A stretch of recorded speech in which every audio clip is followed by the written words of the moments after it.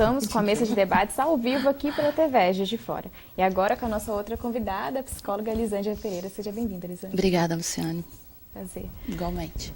Setembro ganha a cor amarela para conscientizar e estimular a prevenção do suicídio. Um problema de saúde pública que, segundo a Organização Mundial de Saúde, 9 em cada 10 casos poderiam ser prevenidos. Elisângela, eu gostaria de começar perguntando sobre a depressão. Sim. Geralmente as pessoas cometem suicídio, têm depressão. Como que a depressão pode ser combatida? Quais são os sintomas que as pessoas devem prestar atenção? Então, a depressão, ela é um problema que cada vez mais se agrava, né? Os sintomas começa como uma leve tristeza, a pessoa vai, né, querendo ficar cada vez mais, eu brinco, vamos brincar de ostra, ela quer ficar cada vez mais dentro dela, e aí ela passa a não querer ter contato com as pessoas, aí ela quer ficar só dentro do quarto, e aí ela quer só ficar deitada. Então é muito importante esclarecer isso, porque as pessoas acreditam que depressão é uma tristeza, só uma tristeza. Não é só uma tristeza, é um quadro, né, com vários sintomas comportamentais, hormonais. Existe comprovadamente uma mudança química que está acontecendo no cérebro dessa pessoa, que faz com que ela tenha comportamentos muito diferentes do que ela tinha antigamente. Né? Talvez fosse uma pessoa superativa e, de repente, ela começa a entrar nesse quadro, não quer mais trabalhar, não quer ver pessoas, então um isolamento social muito grande. Então, qualquer pessoa, né, um parente, um amigo, um filho, começa a perceber esses sinais, já tem que entrar em estado de alerta, porque pode estar acontecendo com essa pessoa. Elisângela, se eu estiver errado, você pode me corrigir à vontade, tá? Sim. O Jung é que trouxe, talvez ele tenha trago aquelas questões da pessoa que é a pessoa de mais ação, a pessoa mais introspectiva, Sim. a mais criativa, né? Ok. Então, o que eu penso é que talvez exista um modelo comportamental, um perfil de comportamento, um traço psicológico qualquer, que a pessoa tenha uma tendência a ser mais melancólica do que a outra. Sim. Sim. Ok, dentro dessa melancolia, então, ela começa a fazer esse quadro de mais tristeza, De tristeza e acabando lá na depressão. profunda. Sim. A gente ainda não consegue, assim, são várias pesquisas que estão sendo feitas nessa área, mas a gente ainda não tem respostas. Por que né? Porque o que a gente percebe, existem pessoas que passam pelos mesmos problemas, o mesmo quadro, e ela não entra num quadro depressivo. Né? Muitas vezes a gente já sabe que existe um componente hereditário, é muito comum uma pessoa que teve uma mãe depressiva ou um pai depressivo, ela ter um quadro de depressão. Eu tenho históricos de pacientes lá na clínica que tem avô, mãe, e aí a pessoa... Então, é muito comum. Aprendido por comportamento ou de genética? De genética e aprendizado. Oh. Porque se você passa a sua vida, imagina você uma criança, Sim, por isso que eu vendo os seus pais, ou o seu pai ou a sua mãe, o tempo todo deitado numa cama, você começa a entender que aquilo ali é um comportamento comum. Oh. Então, isso a gente já sabe que acontece. Agora, tem esse conteúdo fisiológico. A gente sabe que existe uma modificação a nível cerebral, né, nos níveis de dopamina, de endorfina dessas pessoas, que fazem com que elas, que são hormônios da alegria, da felicidade, que fazem com que elas fiquem mais entristecidas. Então, a gente tem que batalhar, claro, em cima dessa área, né, com a psiquiatria, entrando com as medicações adequadas e com a terapia comportamental. Porque, na realidade, a gente precisa de uma mudança de pensamento. É a pessoa querer sair, ela encontrar motivo, porque na realidade a pessoa, ela não quer se matar, eu acho isso muito importante a gente deixar claro. Ela quer se livrar da dor. Sim. Então, às vezes, ela acredita que a única forma dela se livrar da dor é a morte. Você tocou num ponto muito importante, que também falei com o professor Marcos agora há pouco. Uma das soluções. Por que eu estou dizendo isso? O neurocientista gosta muito de trabalhar o que o cérebro aprende, como é que ele pode ser moldado, a questão da neuroplasticidade, né, e tudo mais, das neurópicas e tal. Se eu oferecer, e aí, tá, oferecendo novidade, variedade e o desafio crescente, assim, vamos passear, vamos fazer coisa diferente, vamos tirar a pessoa daquela bolha ali que ela vai se encontrando. Pode ser uma... É uma forma. Terapia comportamental, eu sou comportamental, a gente faz muito isso. Mas a gente precisa também fazer com que essa pessoa encontre o motivo, né? Ela precisa encontrar um propósito para ela continuar vivendo. Então, na realidade, o que eu costumo dizer para ela, que assim, mas eu não tenho um propósito de vida. Eu falo, a vida é o propósito. Você está aqui é o propósito. Você tem que encontrar metas, são formas para você seguir, independente dos seus problemas. Porque problema todo mundo tem. Então, e não é uma questão, né, de falta de dinheiro somente. Né? Todo mundo passa por dificuldade, uma, né, maior ou menor, em algum momento da vida. Seja uma pessoa extremamente abastada, seja uma pessoa, né, com menos condição. Então, que as pessoas elas costumam, às vezes, colocar muito as justificativas ligadas a essas questões. Eu tenho pacientes riquíssimos que estão em terapia com essa demanda. Então, o problema não é esse. Eu acho que tem muito mais a ver com uma série de outros fatores, com um conjunto, né, de entendimento. Às vezes a pessoa não tem entendimento do que ela está passando. Por quê? Eles chegam muito com essa pergunta. Mas por quê? Eu acho que é uma questão assim, muito delicada, porque, pelo menos no meu visual, no meu mundo de compreensão, isso é independente da classe econômica, do status social, né? Sim, é pobre, é médio, é rico, é milionário. Então, todos, às vezes, alguns têm tendência aí ao suicídio. Sim. E é preocupante mesmo, porque só eu mesmo, Juiz de Fora, que eu conheci 3, 4 pessoas conhecidas que suicidaram aí no último ano aqui em Juiz de Fora. Sim. O Brasil hoje, e pelo ele que eu vi, é o dado da quarto Organização país. Mundial, é o 4º país e está entre 10, 11 pessoas por cada grupo de 100 mil habitantes. Então, um número elevadíssimo, né? Que eu também acho que nós estamos entrando, né? E eu já conversei com o professor, você também sabe, segundo dados aqui, previsões, até 2020, 20% da população mundial vai ter depressão. Entendeu? É um número realmente assustador. E porque, enquanto você está falando isso, a pessoa fica redia, né? Tranca na sala, né? Não quer sair, não quer conversar. Mas a ocupação, se trabalhar, se estudar, uma música pode um pouquinho mudar essa tendência suicida da pessoa? Pode, mas a gente não pode entender que essa pessoa ela não quer. É muito difícil para quem não viveu um quadro de depressão entender como é que funciona a mente de uma pessoa depressiva. Então não é que ela não queira, ela simplesmente ela não consegue, e ela não consegue mesmo. De repente você olha, a pessoa não tem nada fisicamente, mas ela está lá deitada numa cama, você fala, não, levanta, vamos lá e tal. Não é assim tão simples, porque existe toda essa parte química, né, funcionando no cérebro dela de uma forma diferenciada, e ainda a questão comportamental. Então, primeiro, só colocar uma música, só dar um trabalho, na maioria das vezes, não só isso que resolve. Porque são pessoas que, às vezes, estavam trabalhando e estão de licença já há algum tempo, porque não estão conseguindo executar suas funções profissionais. Então, na realidade, a gente precisa fazer uma mudança, né, de estado mental dessa pessoa. Como eu falei, a gente precisa fazer com que ela encontre uma forma, um propósito na vida dela. Por que eu estou aqui? Né? E aí a gente tem que colocar que muitas vezes, dentro desse quadro que você mesmo citou, existem grupos que têm mais facilidade de não entrar no suicídio. Assim, as ideações suicidas, que é você pensar em suicídio, isso é muito comum. A maioria das pessoas, nem que seja uma vez na vida, já pensou nisso. Não significa que quem pensa vai fazer.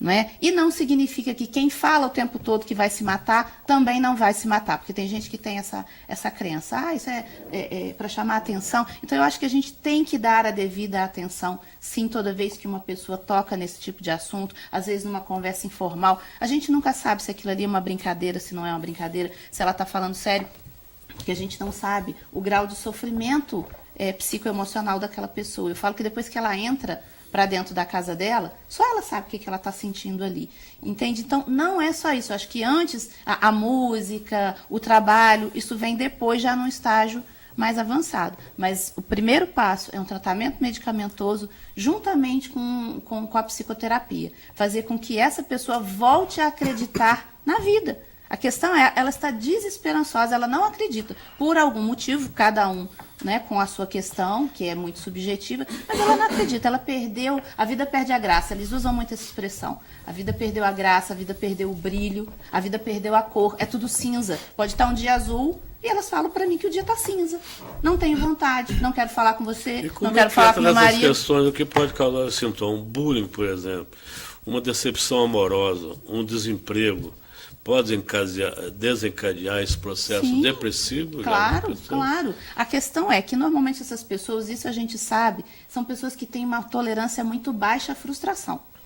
Então, qualquer tipo de frustração um pouco mais intensa para elas, porque de repente você vai falar, nossa, mas isso é uma bobagem, mas talvez seja uma bobagem para mim, porque eu tenho uma resistência à frustração maior do que aquela pessoa. Então, um término de um relacionamento, problemas financeiros, é muito comum uma pessoa que quebra, ela tem você acabou de comentar sobre isso, né? É uma pessoa que tinha um negócio, um empreendimento, e de repente ela faliu, né? E ela se vê cheia de dívida, ela se vê envergonhada. Então, tudo isso pode fazer com que essa pessoa entre nessa depressão, porque muitas vezes ela não está conseguindo reorganizar esses pensamentos e encontrar uma saída para a vida dela. A gente teve, infelizmente, alguns acontecimentos na universidade, né, há pouco tempo, em que um aluno se suicidou, e quando eu estava em outra universidade também, né, aconteceu isso, né? Queria que você falasse sobre duas relações que a gente vê bastante. Uma são as pressões que a vida moderna trazem para o indivíduo, né? Essa questão de ter que conseguir ser bem-sucedido, ter salário, conseguir dar conta de toda a dinâmica do estudo, da universidade, e tudo mais, as pressões do estudo e tudo mais, visando a uma carreira, talvez. E uma outra questão que eu acho muito importante, que é a identidade de gênero, né? Sim. Quer dizer, quando a pessoa não consegue, e também por bullying ou outros assuntos, não consegue o seu espaço de onde colocar a sua identidade. Sim. Elisângela, vou pedir para você responder a pergunta do professor Ash no próximo bloco. Ok. A gente vai para mais um rápido intervalo, voltamos já.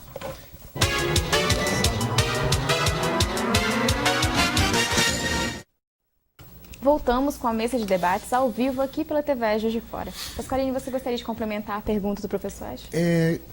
Eu gostaria, sim, ele tocou num ponto muito importante, que são alguns alunos, em algumas faculdades que ele passou, que cometeram o suicídio. Aqui em Juiz de Fora, e aí eu vou ser até um pouco mais específico, sem dar nome à instituição, claro, alguns alunos do curso de psicologia chegaram a tirar a própria vida.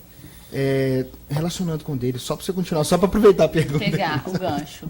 Então, primeiro, essa questão da pressão de trabalho, do nosso modo de vida hoje, essa competição, claro que isso tem uma influência, faz com que as pessoas entrem muitas vezes em depressão, elas se cobram demais e muitas vezes elas não têm o resultado que elas gostariam ou que a sociedade exige. Então é necessário, né, que a gente saia um pouco também dessa tentativa de ficar cumprindo aquilo que as pessoas acreditam que deve ser cumprido. É comum dentro da questão da identidade de gênero também, é um grupo de risco, é muito comum pessoas que têm esse tipo de problema, elas não dão conta às vezes por causa do bullying, por causa da discriminação, do sofrimento, elas também podem acabar vindo a cometer suicídio, é muito comum.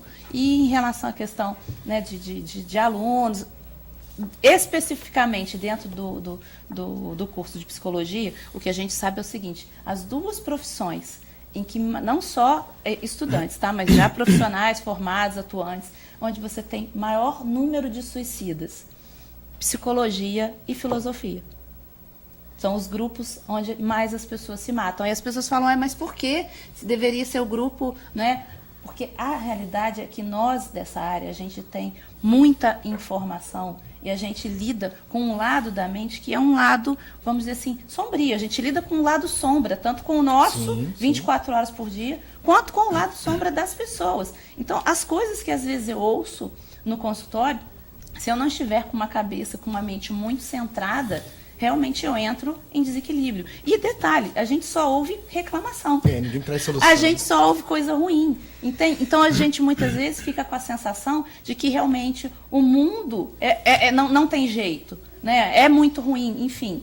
Mas não é isso, então a gente precisa estar sempre muito centrado, então por isso é importante que, inclusive, né, nos cursos de psicologia, de filosofia, a gente recebe esse tipo de orientação, que nós também precisamos cuidar do nosso emocional, fazer terapia, para que a gente tenha algo, para que a gente tenha alguém em quem se apoiar, para a gente se centrar, porque não é fácil, não é uma profissão fácil. Sim. Né? Então, e o dia todo, né, só escutando aquele... O dia todo, meu caso de 8 às 10 em média, então...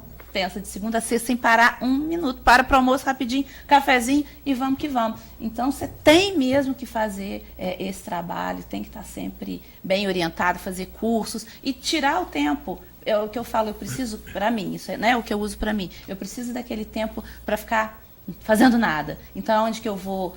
Para o mato, onde eu vou para a roça, onde eu vou para... Eu preciso de cachoeira. Cada um tem que descobrir o que é importante para se reenergizar e para entrar em reequilíbrio consigo mesmo. Eu preciso de natureza. Cada um tem que descobrir aí o que é necessário para se reenergizar. Eu já descobri. Então, se você me procurar no final de semana, com certeza eu vou estar em um matinho qualquer desse aí, com meus bichinhos, entendeu? É isso que eu gosto. E aí eu volto na segunda-feira com energia para a semana toda. Elisângela, fala-se muito em depressão, mas não é a única causa do suicídio. E o suicídio não é muito falado, existe um certo tabu para falar do suicídio em si. Qual que é a importância de campanhas como essa de Setembro Amarelo, de se falar do suicídio em si? Muito importante, porque realmente as pessoas elas têm um preconceito, me parece. Eu não sei se é um medo, como se falasse sobre isso, fosse atrair isso para a pessoa. Então, o que a gente precisa é exatamente falar sobre o assunto. Tanto que o tema da campanha é: precisamos falar sobre isso. Porque quanto mais você fala, mais a pessoa começa a ter o entendimento, né, daquilo que ela está acreditando, que não tem uma solução, que não é um problema solucionável. Às vezes um amigo pode falar: não, olha só, não é bem assim, mas encaminha, leva para um profissional especializado e a partir daí começar a fazer um trabalho para que ela compreenda que assim, tem solução sim. Eu costumo dizer que a única coisa que realmente não tem jeito é a morte. Depois que morreu, realmente aí não tem como. Mas enquanto a gente está nesse caminho de busca, e é necessário a gente entender que a vida é uma coisa muito difícil. Viver é difícil pra caramba. Então, por isso, muitas vezes as pessoas optam acreditando que vai ser mais fácil. Porque aí você encerra esse ciclo de problemas, independente de qual sejam eles, né? Você encerra ali. Mas não é isso. Eu penso sempre... E as pessoas que ficam? Eu atendo muitos filhos, pais de pessoas que cometeram suicídio. E as pessoas que ficam, como ficam? Então, assim, eu acho que a gente tem que pensar, inclusive, nessas pessoas. Então, eu vou tirar a minha dor, mas e a dor que eu vou causar? Imagina para uma mãe, imagina para uma filha, para um filho, a sensação de abandono. Então, isso tudo eu acho que tem que ser levado em consideração. Você falou que o ideal seria a mudança comportamental. E você falou, os problemas dos hormônios do prazer, a pessoa tem que procurar liberar isso que ela vai ter, né? Ser mais feliz e tal. Eu acho que isso aí, concordo plenamente com você. Sim. Mudar o cenário. Acho que a pessoa está estressada, ela tem que mudar o cenário. Ela tem que ir onde tem uma cachoeira, pássaro, uma coisa que realmente gosta e valoriza, né? Sim, eu acho que a água do mar, a água de lagoas, lagos, né? Lógico, com as suas devidas cautelas, né? É importante sim a pessoa aí. Inclusive o ruído. Eu acho que uma das coisas que mais afeta as pessoas são o ruído, porque uma agressão hoje, né, além da perda auditiva, então nós precisamos de vez em quando ter silêncio. E aprender a estar em contato com o silêncio. Meditação, né, fazer uma meditação. Não sei. Mas a minha pergunta, o objetivo que eu queria te perguntar é o seguinte: muitas vezes o ideal seria aí a mudança comportamental, mas a pessoa está tão recolhida que ela não quer mais. Aí vem aí o psiquiatra, né, e começa a dar medicamento e tal. Esse medicamento pode ter efeito de cura ou pode complicar aí, confundir aí o sistema, né, do corpo, da aceitação dos medicamentos. Como é que é? Qual que seria a solução ideal? Então, na realidade, muitas vezes não é de primeira que o psiquiatra acerta com a medicação. Então, por isso que ele marca a consulta, o paciente vai, aí ele é medicado, de repente, ele volta depois de 15 dias, para que essa medicação já tenha começado a agir e para que o psiquiatra consiga ver quais são os efeitos, se precisa mudar, adequar, porque muitas vezes tem efeitos colaterais, a gente sabe, e aí é necessário procurar a medicação ideal para cada paciente. Outra coisa que é comum que as pessoas fazem: fulano está tomando isso aqui, eu vou lá e tomo o comprimidinho da minha mãe. Não é assim que funciona. Cada caso é um caso. Então, assim, é necessário esse tempo de adequação, mas é importante a gente colocar que só medicação não resolve. A medicação, ela ajuda a equilibrar essa parte química que está em desequilíbrio. Se não houver uma mudança de estado mental, de pensamento, de forma de ver a vida, ela vai tomar remédio para o resto da vida, que é o que a gente vê. Às vezes, pessoas que chegam no meu consultório que estão tomando a mesma medicação há 10 anos. E elas não tiveram mudança nenhuma, mas aí elas acostumam, até porque a tendência é o organismo se acostumar com a medicação e ela continua agindo do mesmo jeito. Então aí a gente encaminha para trocar esses medicamentos, porque provavelmente já não fazem mais efeito, e a partir de então começar a focar mesmo na questão dessa mudança comportamental. É se descobrir. Vamos ver o que está faltando. Primeiro, entender o que fez a pessoa entrar nesse quadro e agora vamos entender o que precisa fazer para sair. Obrigada, Elisângela. Nosso programa está chegando ao fim, infelizmente. Ah, que pena. Na semana que vem o Caio vai estar de volta, vocês vão poder matar a saudade dele. Mas eu agradeço a participação dos debatedores e dos nossos convidados. Sempre um prazer recebê-lo aqui. Obrigada. Professor Escher, também foi um prazer recebê-lo pela primeira vez. Muito obrigado, eu agradeço. E eu convido a voltar outras vezes Poxa também. E você executando brilhantemente a função do Caio. Pode ficar tranquila, viu? Obrigada. Eu também gostaria de agradecer a sua companhia e te convido para nos encontrarmos novamente amanhã às 11 horas da manhã, ao vivo aqui pela TV Juiz de Fora. Tem a reprise do nosso programa hoje às 18 horas e você também pode conferir essa e outras edições do nosso programa a qualquer momento no nosso canal no YouTube. É só procurar por TV Juiz de Fora ou no aplicativo Diário Regional JF. Obrigada pela sua companhia. Até amanhã.